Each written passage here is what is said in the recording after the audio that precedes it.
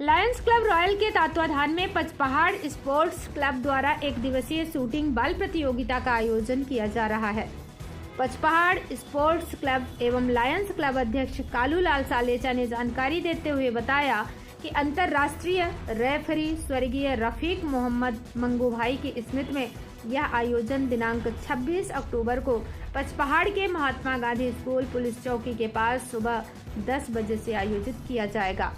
इस टूर्नामेंट में राजस्थान, मध्य प्रदेश, हरियाणा व अन्य राज्यों की टीमें हिस्सा लेंगी। भवानी मंडी से बीपीएन न्यूज संवाददाता किशोर तंवर की रिपोर्ट। इस खबर के प्रायोजक हैं अन्नपूर्णा चिल्ड वाटर। शादी, पार्टी, दुकान, शोरूम में पानी मंगवाने के लिए संपर्क करें। प्रोप्राइटर राजेश राठौर, महामंत्री व्यापार महासंघ। हमारे मोबाइल नंबर हैं 9772321439।